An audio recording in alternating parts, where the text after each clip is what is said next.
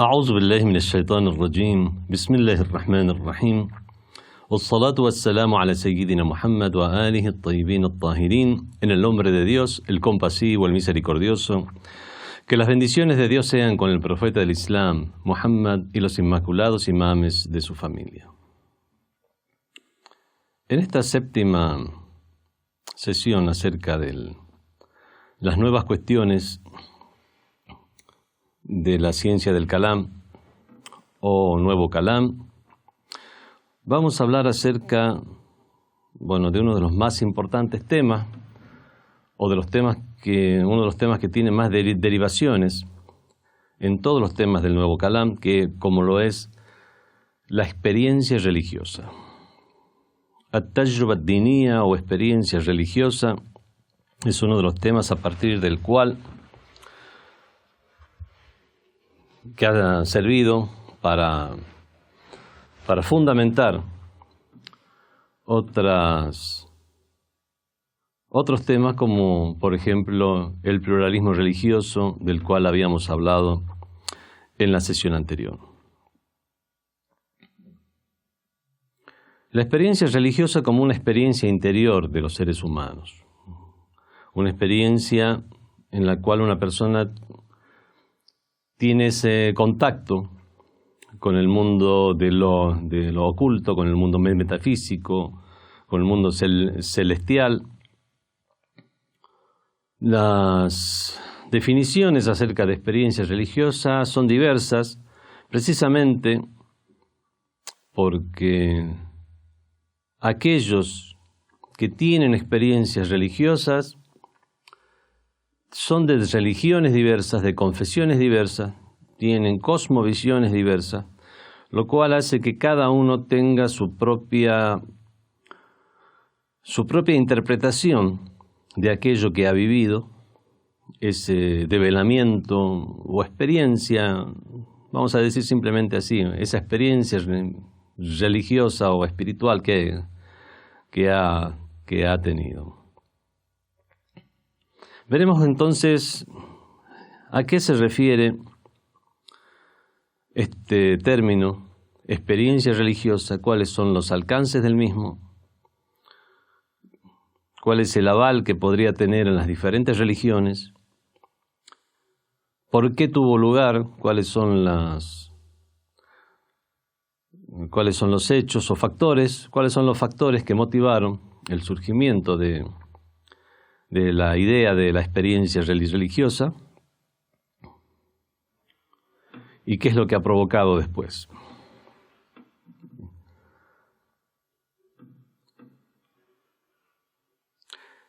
Como cronología de la experiencia religiosa, mencionemos que, así como hemos mencionado para temas anteriores,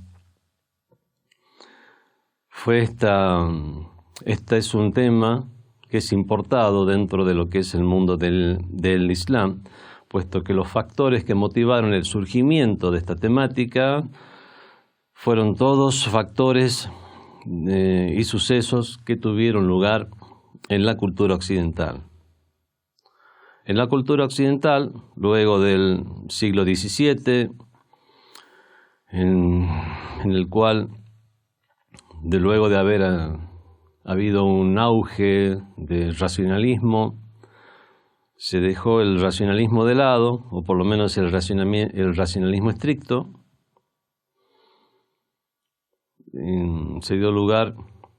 Tuvieron lugar diferentes ideas, las nuevas filosofías analíticas, primeramente el romanticismo en diferentes áreas, sobre todo en las artes, pero que había influido también en la forma del pensar y concebir las ideas, más todos aquellos factores que motivaron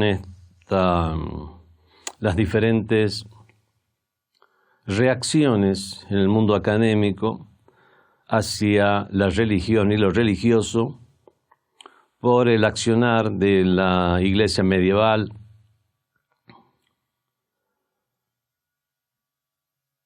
y otras cuestiones. Esta desacreditación del racionalismo puro, provocada, como ya hemos mencionado, para temas anteriores, provocada por esta nueva corriente de escepticismo que se dio a través de Hume, mediante la cual se anulaban muchas inferencias racionales, puesto que cuando la racionalidad misma era cuestionada, entonces ese cuestionamiento abarcaba luego a las inferencias racionales, como el establecimiento de la creencia en Dios a través de la racionalidad. ¿Cómo íbamos a aceptar estos argumentos desde que la racionalidad misma está cuestionada, al no estar seguros de que realmente los datos que nos dice la razón se corresponden con la realidad o no? Estas filosofías que invalidarían los datos que nos dan la razón, para explicarlas de forma muy sencilla, podemos ilustrarlas de la siguiente manera. Por ejemplo, aquí tengo un celular. La noción que tengo yo del celular que tengo en mi mano, los datos que tengo acerca del celular y la certeza de que tengo un celular en la mano, yo realmente no, lo que tengo certeza es de la imagen mental que tengo del celular, porque el celular no está dentro de mi cabeza. ¿Cómo hago yo para llegar a lograr tener ese contacto con la idea del celular? No es a través del celular mismo, porque el celular mismo no está dentro de mi cabeza. ¿Qué es lo que yo ahora tengo en mi cerebro? ¿Cuáles son los datos que me han llegado? Los datos son de la imagen mental. No se entiende por imagen únicamente lo visual. Es una imagen mental, la imagen auditiva, la imagen en general que tengo acerca del celular. Ahora mismo lo estoy sosteniendo, el tacto también me da otro tipo de información. Todo eso me crea una imagen mental en mi cerebro, y yo lo que tengo certeza, el 100% de certeza que tengo, es del dato de esa imagen mental que tengo, no del celular mismo. Ahora, que esa imagen mental se corresponda con el objeto real es algo que se puso en cuestionamiento. ¿Hasta qué punto puedo yo estar seguro, sobre todo en lo que se refiere a inferencias abstractas, de que esa imagen mental que yo tengo de esa abstracción se corresponde con la existencia en la realidad? Hume, a través de esto, había creado un nuevo tipo de escepticismo, ese escepticismo mucho más peligroso del escepticismo antiguo de los sofistas, Anaximandro, Protágoras, etc. Este nuevo tipo de escepticismo prácticamente ponía en duda ya no solamente cuestiones abstractas, sino que incluso eso podría llegar a extenderse a nociones incluso básicas de la vida diaria. Immanuel Kant quiso contrarrestar ese escepticismo, pero no pudo hacerlo a causa de la formación filosófica que había tenido. No estamos hablando de filosofía ahora, para hablar de todo el devenir filosófico del Occidente hasta Immanuel Kant. Pero Immanuel Kant no pudo contrarrestar el escepticismo puro de Hume. Lo que sí pudo llegar a hacer es entablar una relación entre lo práctico, aquello que en lo mundanal nos sirve. Por ejemplo, esa imagen mental que tengo yo de este celular, si bien no estoy 100% seguro que se corresponda con la realidad, sí estoy seguro, por una cuestión de que la vida sigue, es que los datos que a mí me da son similares a los datos que se le o esa imagen mental que yo puedo conseguir, lo que puedo aprovechar de esa imagen mental es similar a lo que se aprovechan otras personas y es por eso que la vida sigue. De esta manera, pongamos otro ejemplo, como por ejemplo con los colores. Yo tengo una idea de lo que es el color rojo, pero no estoy 100% seguro que esa misma imagen mental la tienen las demás personas. A lo mejor yo veo una cosa, los demás ven otra. Pero podemos decir que, imaginemos que todos suframos de una especie de daltonismo diverso en el cual cada uno ve algún tipo de color diferente. Pero así como se aprendió que ese es el color rojo, aun cuando lo ve de forma diferente que otro, ese otro aprendió que eso también es un color rojo. Entonces, en la práctica es lo mismo, porque al fin y al cabo todos con su automóvil se van a detener cuando vean en el semáforo el color rojo, aun cuando no lo ven exactamente igual. Eso sería de sacar una cuestión práctica de estas imágenes mentales, aun cuando no pueda lograr el 100% de seguridad de que mi imagen mental se corresponda realmente con el mundo exterior, y mucho menos en lo que hace a ideas abstractas, sí puedo decir que puedo llegar a tener a entablar o a concluir muchos resultados de la razón práctica, si no puedo hacerlo de la razón pura. Y es por eso que el libro de Kant, Crítica a la razón pura, se refiere a este tema en general. Bueno, Kant no pudo llegar a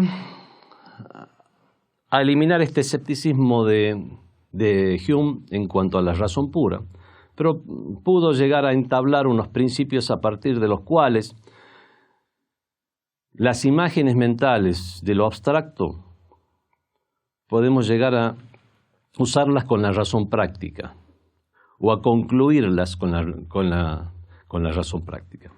Es por eso que, al igual que Hume, menospreció, desvalorizó las inferencias racionales de los argumentos para establecer la existencia de Dios, por ejemplo, o la existencia de un más allá.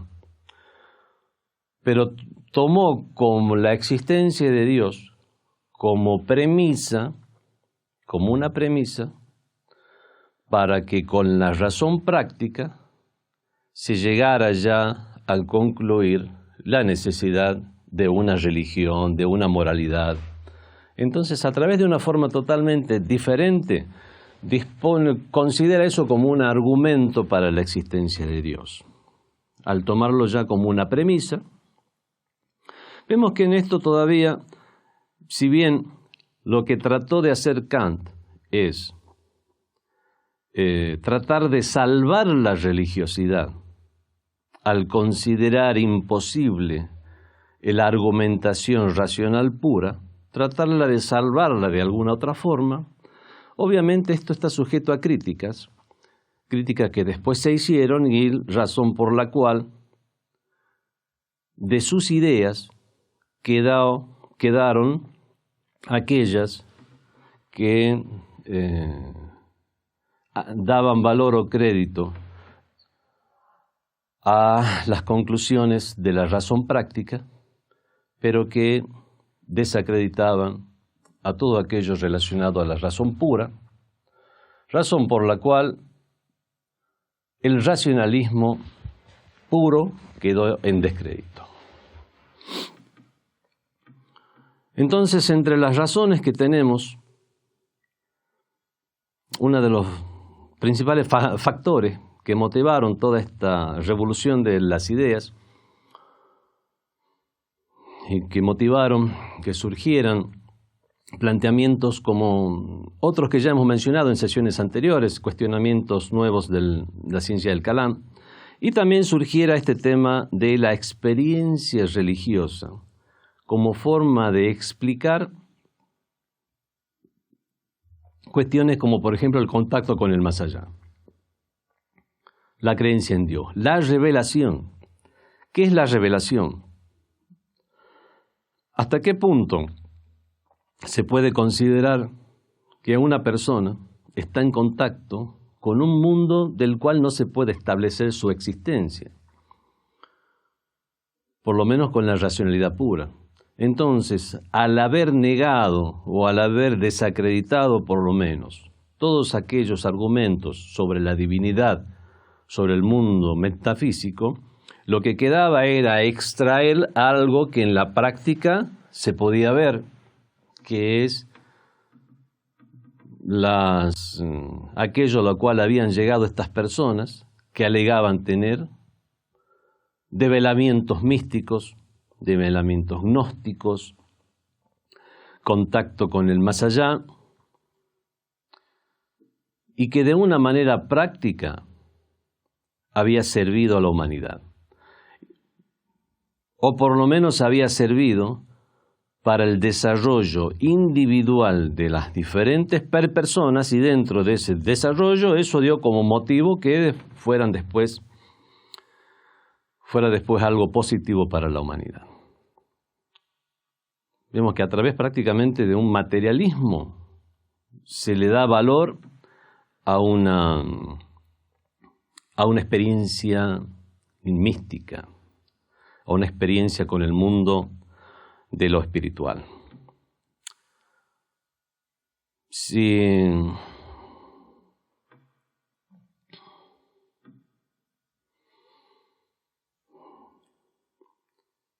Entonces lo que hizo Kant fue sacar la religión del ámbito de la racionalidad para traerlo de la razón teórica, para traerlo al ámbito de la razón práctica. Y en el ámbito de la razón práctica encontramos cuestiones como la ética y la moral, y entonces a través de ahí ya jugaba un rol en la sociedad, desempeñaba un papel muy importante en las experiencias místicas de las diferentes, de las numerosas personas que a lo largo de la historia habían invocado tener un contacto con el mundo espiritual.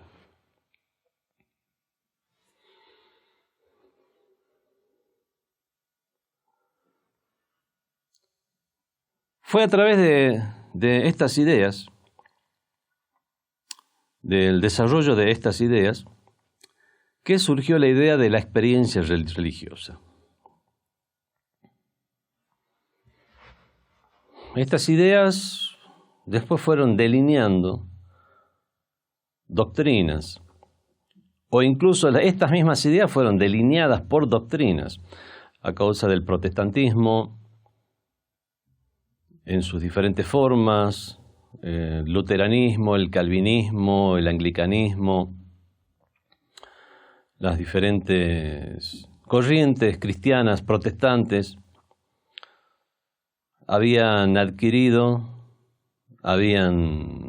promocionado una serie de ideas donde, al analizar esta filosofía kantiana, la filosofía de Kant, vemos que se influenciaron unas ideas con otras.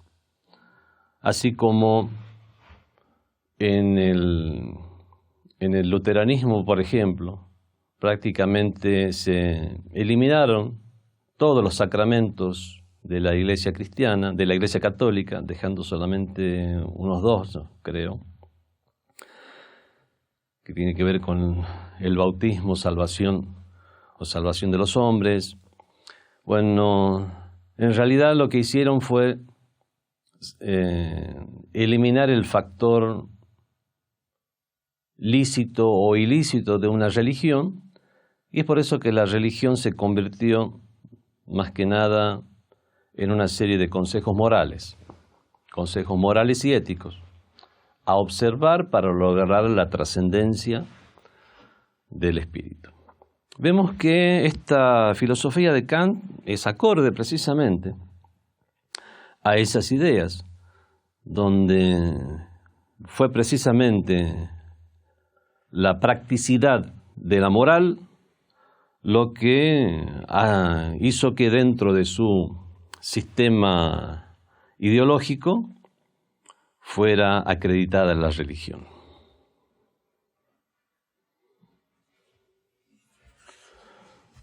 Otros filósofos, como Schleiermacher, aceptaron también ciegamente las ideas de Kant y también ya imbuido más en el tema de la preservación de la religión, es que dio forma a estas ideas junto con otros pensadores de su época, que es tratar de preservar la religión, tratar de que con ese escepticismo de Hume no se perdieran los valores de la religión, sino que tratar de preservar la religión sin que sea a través de justificativos racionales del uso de la razón pura. Entonces le pareció muy adecuado estos resultados o conclusiones de Kant. Y de esta manera, el principio fundamento de la religión ya no solo no fueron los argumentos racionales, sino que por otros factores como el actuar de la Iglesia Católica, lo cual desacreditó a la Iglesia como institución, el actuar de la Iglesia Católica en la época medieval, la intolerancia, el combatir a la ciencia, a los científicos, y a eso sumado a que incluso desde la racionalidad había cuestiones que todavía quedaban muy en duda.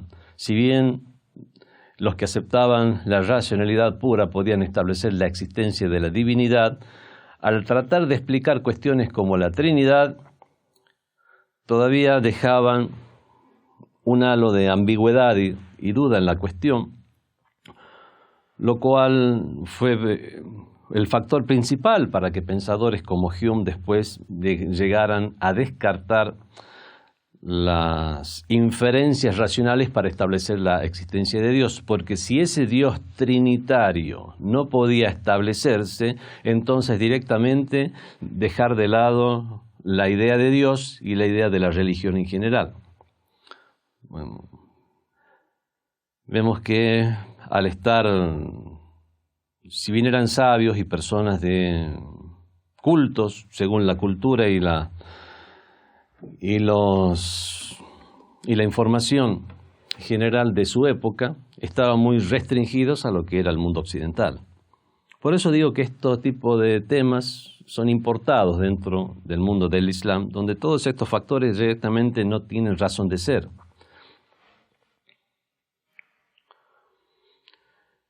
No solamente entonces los argumentos racionales o las inferencias racionales ya no estaban desacreditadas para validar la religión, sino que incluso los mismos fundamentos internos de la religión, o sea, las nociones provenientes del libro sagrado.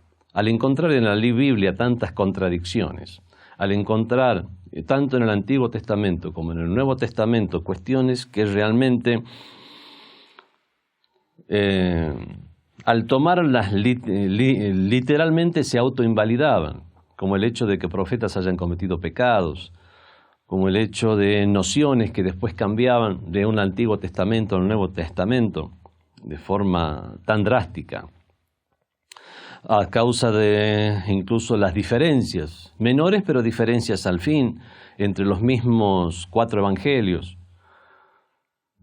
Eso, por ejemplo, para nosotros los musulmanes no solamente no es extraño, sino que consideramos que los libros y las revelaciones anteriores no estuvieron, lamentablemente no se preservaron, no existían todavía, no tenía la capacidad del ser humano de preservar los libros sagrados, como la tuvo ya en el año 600 después de Cristo, razón por la cual, bueno, y eso sumado a otros factores como la misma cultura del Islam, la cultura de la preservación del texto sagrado, más allá de haberse promovido la escritura y la lectura y cuestiones obviamente ya más que tienen que ver con formulaciones intrarreligiosas o desde adentro de la religión, como es el aspecto milagroso del Sagrado Corán para la preservación del mismo, hizo que, por ejemplo, dentro del mundo del Islam no existiera problema con su propio texto sagrado, que es el Sagrado Corán, y considerar que hubo una tergiversación o una alteración de los libros sagrados anteriores. En cambio, en el mundo occidental y cristiano, dudar ya de la condición de la Biblia como libro inalterado ya era algo que lo que efectivamente tuvo lugar, dio lugar a que no se consideraran como un argumento, como una prueba ya las mismas nociones que existían dentro de estos mismos libros. Entonces, la Iglesia desacreditada por su actuación en la época medieval. El racionalismo desacreditado al considerar que no podía ofrecernos una certeza en sus datos, una certeza de que eso se correspondiera con el mundo de la realidad. Las mismas nociones de los textos sagrados, también desacreditados de esta manera, todo eso dio lugar a que la forma de preservar la religión fuera a través de la razón práctica de Kant, de las conclusiones de la razón práctica de Kant. O sea, tomar como premisa la existencia de la divinidad, la existencia de un mundo espiritual, y al tomar eso como premisa, ver que el accionar de las personas, su moral o sus experiencias espirituales, individuales, eso se consideraba ya una forma de validar la religión. Entonces se le dio mucho énfasis a la experiencia religiosa, llegando a considerar que aquellas personas que se presentaron a sí mismos como profetas de Dios, máximo lo que podemos llegar a considerar es que tuvieron experiencias religiosas, experiencias de tenor gnóstico, místico, o fueron personas insuperables, fueron personas magníficas, extraordinarias, cuya experiencia religiosa fueron mucho mayor que la de otras personas de religión que tuvieron este tipo de experiencias a lo largo de la historia. Y esos son los profetas de Dios. De esta manera se desacredita la revelación, el contacto real con un mundo metafísico real. Y lo que se hace es validar la experiencia religiosa. Vemos que esto, por lo menos desde el punto de vista islámico, se considera como algo como una noción materialista que va en descrédito de la misma religión. Tratar de validar la religión de esta manera, y lo que hace es invalidar el wahi o revelación. Algunos tratan de hacer que congenien intelectuales en el mundo no digo el mundo del Islam, intelectuales musulmanes que viven en regiones musulmanas, tratan de que congenien las ideas de la experiencia mística y ver qué relación tiene la experiencia mística con la revelación divina. Es exactamente algo igual. Está contenida la revelación. ¿Sería una especie de experiencia mística, solo que a un grado mucho más profundo? ¿O tendría cuestiones en común o cuestiones en las cuales se diferencian? Bueno, y hay artículos que se han escrito, tanto en el mundo cristiano como en el mundo musulmán, acerca de la relación que existiría, o qué tipo de relación existe entre al-wahi, la revelación, y la experiencia religiosa. Schleiermacher lo que hizo fue plantear la experiencia religiosa y considerar que la misma es un tipo de sentimiento. Y no se puede invalidar un sentimiento. Alguien siente amor por algo. Eso no se puede invalidar. Es una experiencia individual y personal de alguien. Decirle tienes razón o no tienes razón, es válido o es inválido, simplemente tiene ese sentimiento y nada más. Es algo más descriptivo que valorativo. Tiene ese sentimiento. La experiencia religiosa, Schleiermacher, junto con William James, en su famoso libro Los diferentes tipos de experiencias religiosas, y otros como Rudolf Otto, el mismo John Hick, el que ya habíamos hablado en la sesión anterior, que es uno de los abanderados del pluralismo religioso. William Alliston, Richard Swinburne, Stein y otros más se encuentran entre aquellos que consideran que la experiencia religiosa está ligado a los sentimientos y a las emociones.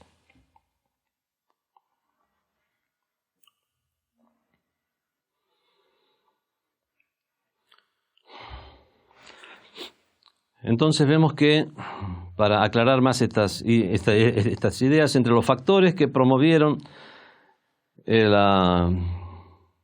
surgimiento de la creencia en la experiencia religiosa, es la oposición a la filosofía,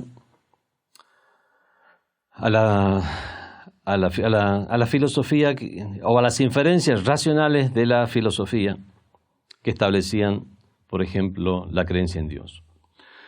La promoción de la filosofía crítica de Kant, y de esa manera convertir a la religión o trasladar a la religión a un ámbito de moral y ético. Las contradicciones en la Europa medieval entre la ciencia y la fe, o el intelecto y la fe.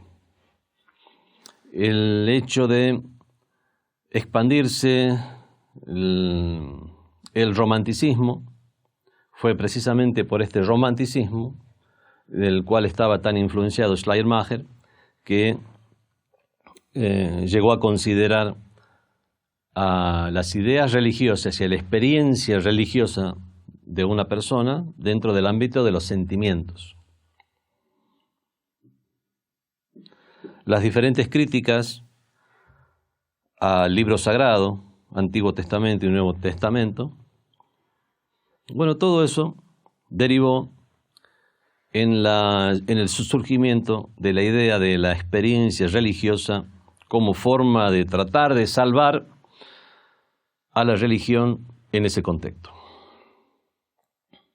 Las experiencias pueden ser de diversas maneras. Hay experiencias que tienen que ver, son experiencias de tenor estético, otras de tenor ético.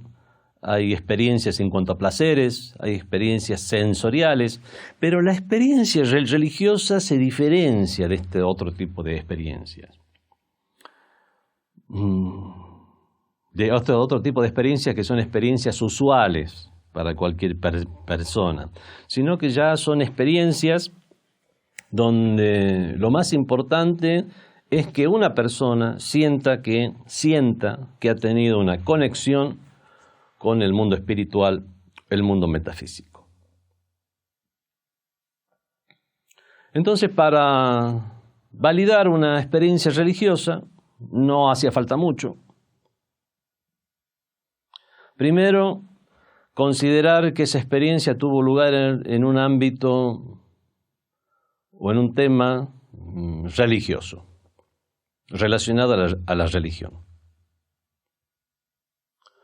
Y luego, que el que tuvo esa experiencia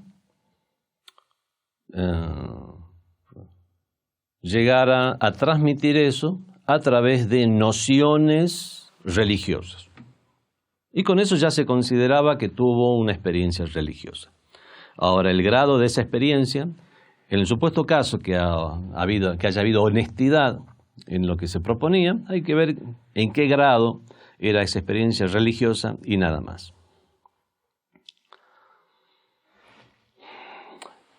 Es así que después se comenzaron a surgir diferentes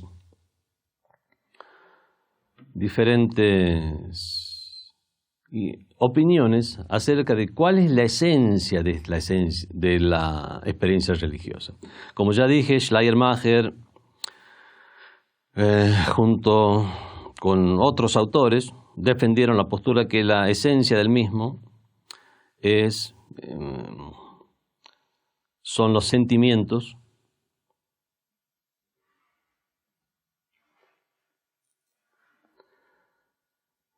y eso está conformado por varios tipos de sentimientos. Está el sentimiento de pertenencia, el sentimiento de dependencia y pertenencia a una entidad metafísica, Dios Todopoderoso.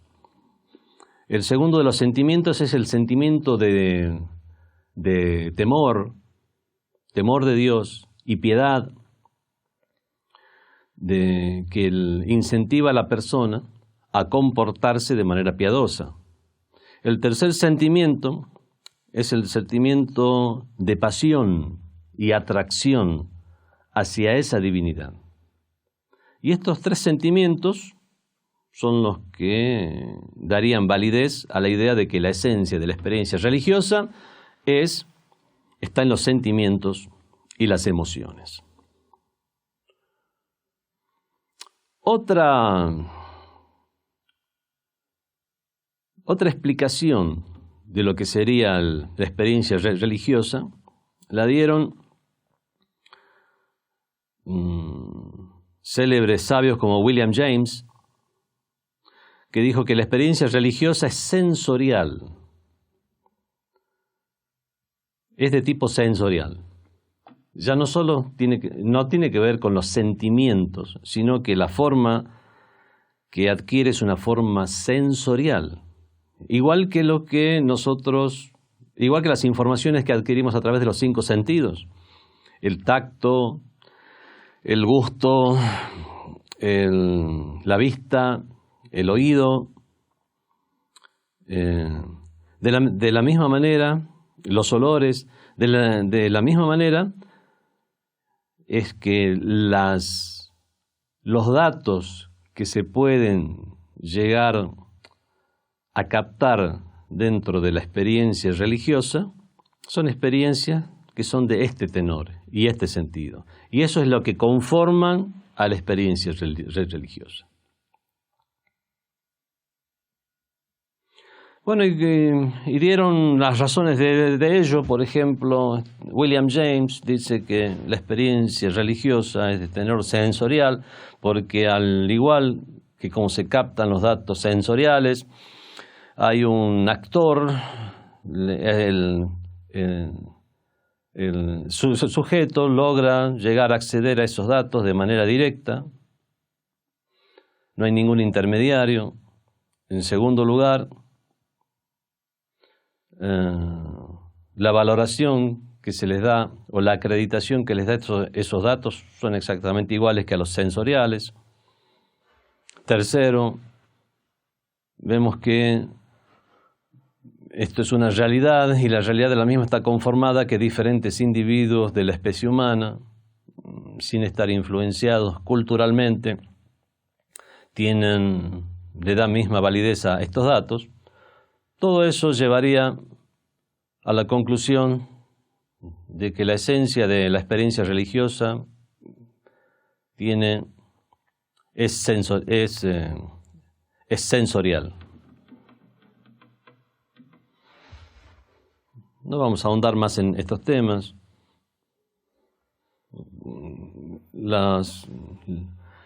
Hay diferentes, cada sabio da sus argumentos de por qué tiene que ser de una manera o tiene que ser de otra manera.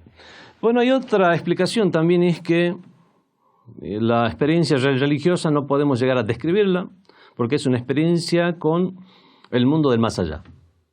Por lo tanto, tiene su propia esencia y no tenemos que necesariamente tratar de adecuarla o asimilarla a otro tipo de esencia con lo cual explicamos otros fenómenos. No, es un fenómeno en sí mismo.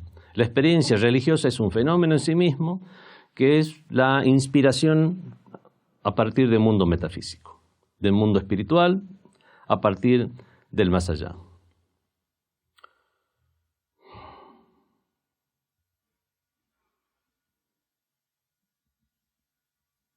Y todas aquellas ideas que implican una noción religiosa, una noción dogmática, serían de este tenor.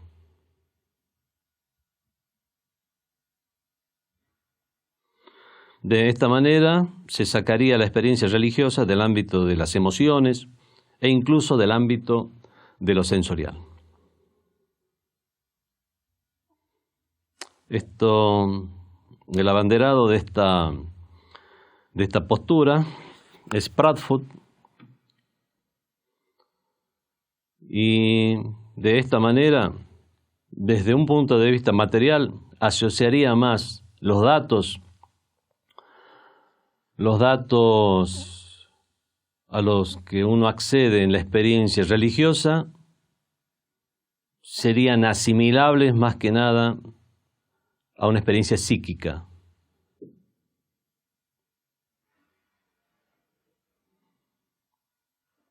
Todas aquellas experiencias psíquicas, digamos, tendrían cosas en común con la experiencia religiosa en particular.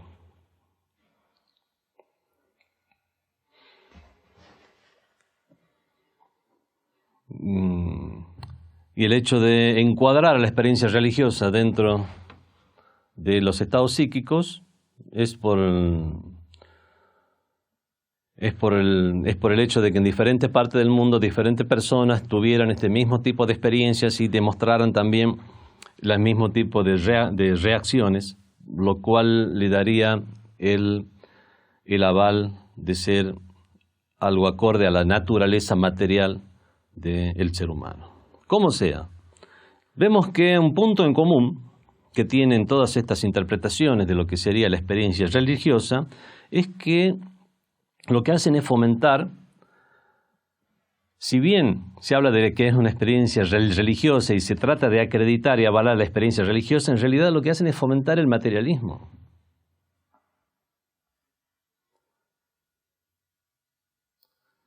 Al eliminarse el racionalismo, al eliminarse como verdades sagradas las nociones de los libros sagrados, etcétera, con eso se alimenta la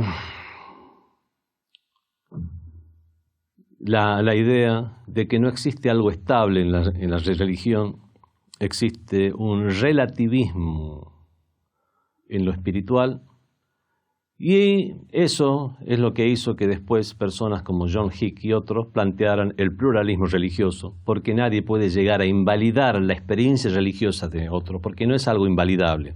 Y al hacer todas las experiencias religiosas válidas, entonces todas las religiones son válidas, y este es el punto principal a partir del cual partió John Hick para establecer el pluralismo religioso del cual hablamos en la sesión anterior. En el mismo cristianismo también se hizo un análisis de la experiencia religiosa y qué relación tiene con la revelación divina a los profetas, a partir del mensajero de la revelación, que es el ángel Gabriel, o a través de otros medios mencionados tanto dentro del cristianismo como dentro del Islam. Algunas de esas situaciones, más que revelación, no llegaban únicamente al grado de inspiración. puesto que una revelación, bueno, sigue otros criterios que, si tenemos tiempo, vamos a explicar en esta sesión.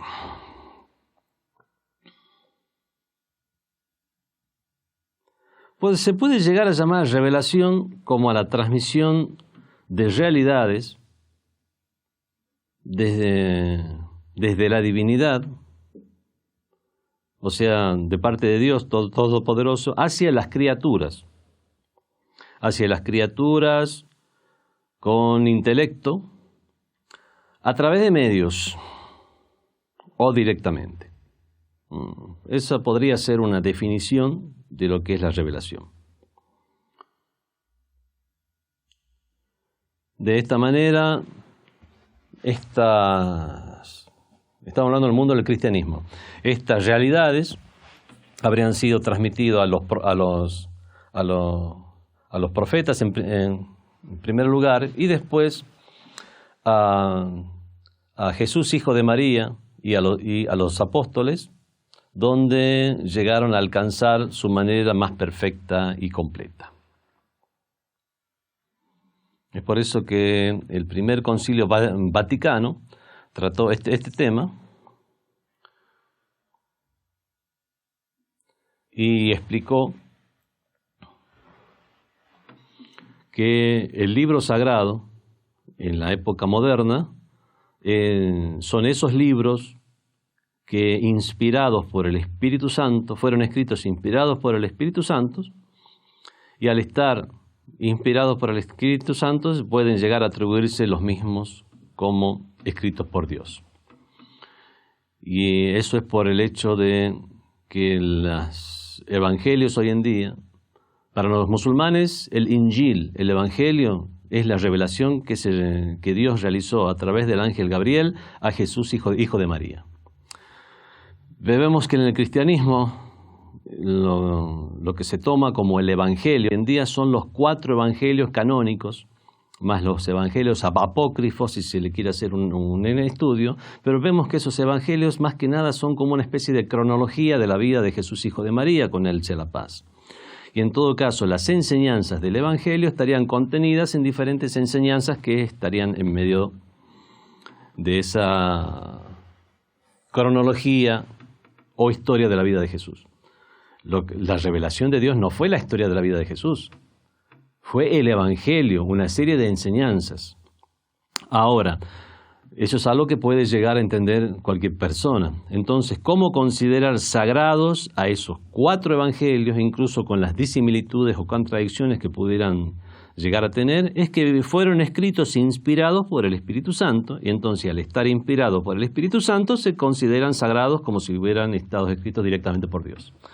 Bueno, ese tipo de razonamiento fue lo que después hizo que perdieran credibilidad con las ideas surgidas luego del Renacimiento, la palabra de los libros sagrados como algo certero, donde tendrían algún aval acreditado desde la divinidad.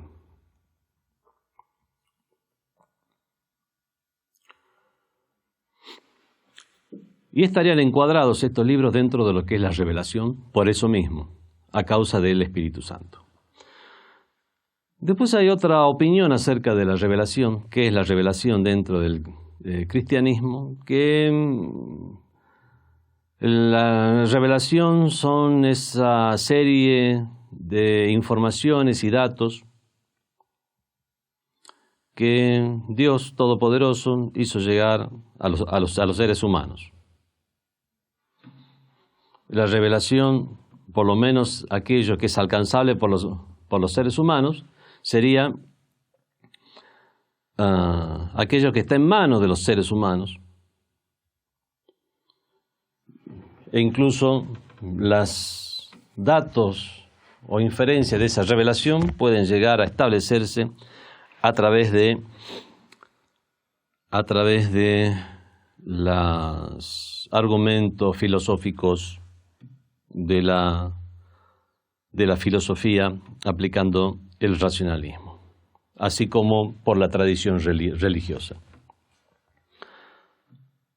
En cambio, en el Islam la revelación ya adquiere un carácter más específico. Las revelaciones son esas nociones transmitidas de parte de Dios Todopoderoso a través del ángel Gabriel, con él sea la paz, a los profetas. A eso lo circunscribimos como revelación. Hay otros datos que tienen que ver con el establecimiento de un más allá, el establecimiento de la divinidad, que son datos que muchos por inferencias racionales y otros por otro tipo de argumentaciones, pero que no necesariamente conforman la revelación. Y para eso hay muchas leyes del Sagrado Corán que se refieren a este tema. Esperamos que tengamos tiempo de mencionarlas. En el idioma árabe, revelación sería el wahi. Bueno, y los diferentes sabios hacen un análisis de qué es lo que significa wahi, cómo fue usada en el Sagrado Corán. Wahi en general es hacer entender a otro o inducir una serie de nociones en otro de manera inmediata y de una manera que no es explicable por los medios físicos. En el Sagrado Corán se usa esta palabra para referirse incluso al instinto de los animales, como cuando dice Dios inspiró a la abeja, auja, Dios auja, y la nahl. Aquí lo vamos a traducir como inspiración, no vamos a decir que Dios reveló a la abeja, pero vemos que tiene el significado de esos instintos establecidos por Dios en los seres vivientes, o como inspiraciones, usa esta misma palabra en cuestiones y nociones religiosas que no pueden llegar a traducirse como revelación al castellano, como cuando se inspiró a la madre de Moisés que arrojara al niño en una canasta, en un Moisés, al río, y otras inspiraciones más que están mencionadas en los libros religiosos, pero que obviamente no son la revelación a partir de un ángel, nociones para después ser transmitidas a los demás. No, por eso quedan en el rango de inspiraciones. Indicaciones y orientaciones. Hay personas que han recibido orientaciones o indicaciones sin saber exactamente cuál es el origen de estas orientaciones e indicaciones. Por más que puedan llegar a pensarla, no tenían ni un conocimiento previo, ni una experiencia previa, y llegaron a acertar un camino dentro de miles de posibilidades, por ejemplo, y estas también pudiera llamarse orientación o inspiración también.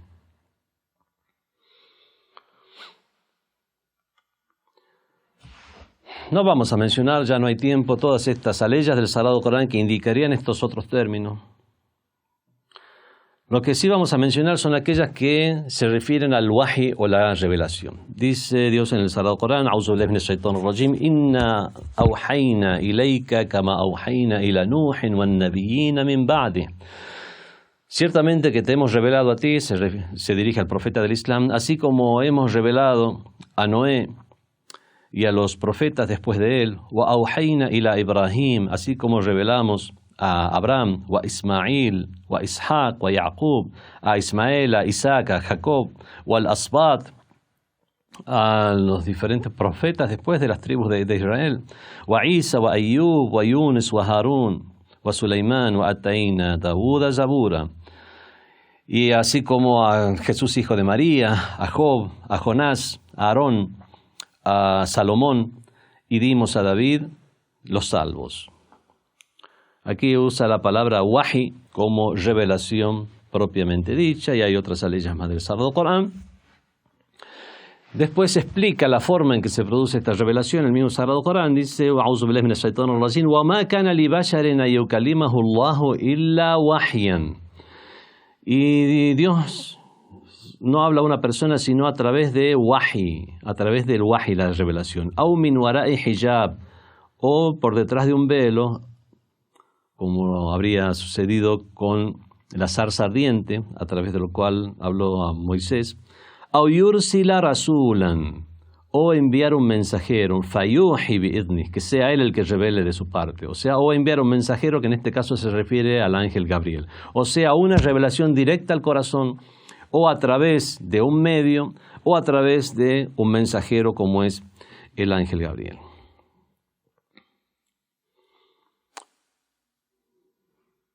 Vemos entonces que Dios o revela en el sentido de inspirar directamente las nociones en el interior de las personas, o lo hace a través de un medio, como la zarza ardiente. Bueno, ¿quién es el que habla ahí? Crear ondas sonoras directamente que surgían a partir de la zarza ardiente. Bueno, o sea, usar un medio, o el envío de un ángel. Dice el Sagrado Corán: "Nazzala bihi ar-ruh al-amin ala qalbika", fue el espíritu fiel, o sea, Gabriel, el que lo depositó en tu corazón. Vemos que ya habla de una situación real, ya no solamente una experiencia en el sentido que cualquier persona pueda llegar a depurar su interior para tener develamientos místicos o develamientos relacionados al mundo del más allá, y en todo caso, en un grado mayor de pureza de esos develamientos, alcanzarían el grado de profetas. No, no es así. Vemos que en todo caso, esas experiencias místicas pueden llegar a ser asimilables a lo que en el Islam también es avalado como experiencia de grandes personas en lo espiritual, gnósticos, personas, amigos de Dios, awliyaullah, amigos de Dios, algunos traducen como santos de Dios, o sea, personas que realmente han depurado su interior hasta llegar a tener estos develamientos o alcanzar realidades.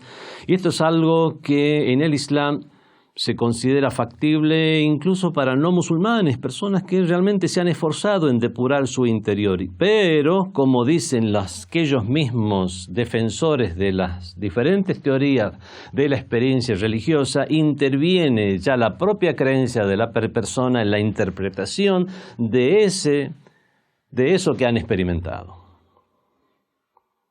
Por ejemplo, en un develamiento místico llegar a la idea del hombre perfecto. Ese hombre perfecto, a través de las nociones que una persona tiene con anterioridad a esa experiencia, puede llegar a asimilar esas nociones del hombre perfecto. Si es un cristiano, lo asimilará con Jesús, dirá: es el Hijo del Hombre. Esa misma experiencia, con esas mismas nociones a las cuales se llegan a través de la experiencia religiosa o la experiencia mística o gnóstica, al haber todos esos grados de perfección en un ser humano, un musulmán dirá: es el Imam Mahdi, es el imam del tiempo que Dios enviará, hará que se manifieste al final de los tiempos para salvar a la humanidad. De la misma manera, algún budista dirá: es el Buda en todas sus encarnaciones, etc. O sea que habrá una realidad, pero la forma de interpretar esa realidad estará condicionada por los conocimientos que se habrá dispuesto una persona como premisas para comprender el mundo. Esto sí es asimilable ya no a la revelación, pero sí a los develamientos de los gnósticos en el Islam. Y bueno, ya no tenemos tiempo para hacer un análisis de cuáles serían las diferencias entre estas experiencias religiosas planteadas ya prácticamente desde un materialismo o de teorías que fomentarían el materialismo con los develamientos reales.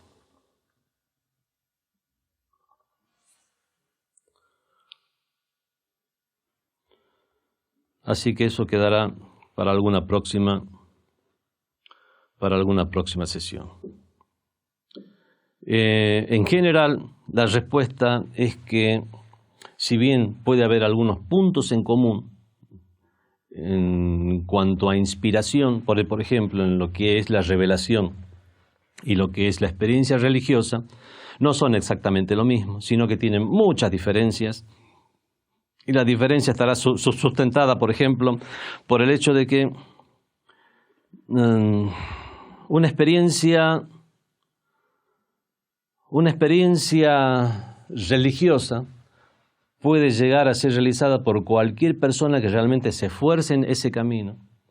E incluso mismo para el profeta puede llegar a tener una experiencia gnóstica en este sentido, al esforzarse en tener más contacto con la espiritualidad, pero una revelación es algo que no elige el profeta, no elige ni el momento en que se produce, sino que es Dios Todopoderoso el que elige cuando se produce esa revelación, y eso lo vemos como después se va produciendo a lo largo de fenómenos que necesitaban exactamente una revelación y que tuviera un carácter milagroso. El carácter milagroso es que no es reproducible únicamente por la práctica. Un buen profeta tiene una buena práctica, por lo tanto puede llegar a reproducir por su propia intención esa revelación. No es de esta manera.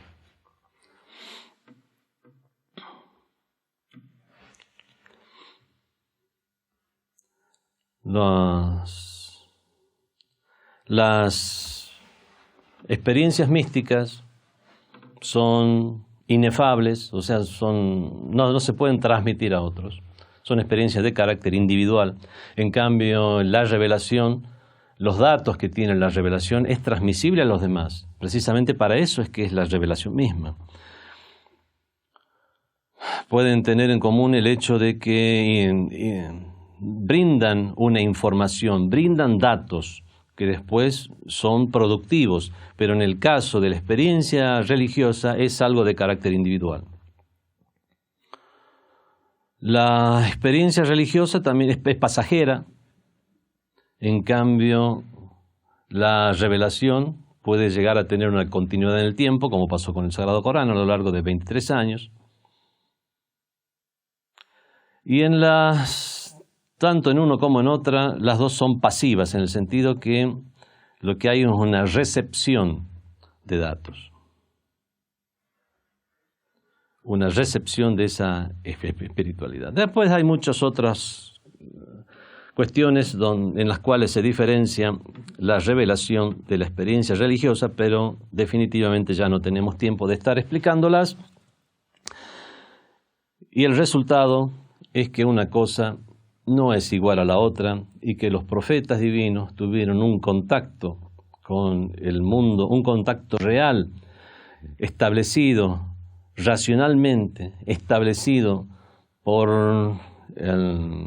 milagrosamente a través de la anunciación de profetas anteriores, del mismo profeta que eso que anunciaba después se cumplía, etc. Todos esos indicios que hacen a la profecía también. Esos indicios nos sirven para establecer una revelación, y eso es algo que va más allá de unas nociones que tuvieran que ver con un sentimiento o con un estado psíquico. Wassalamu alaikum wa rahmatullahi wa barakatuh. Fátima TV, saberes que iluminan el alma. Síguenos en youtube.com/FátimaTVES o en nuestro sitio web fatimatv.es.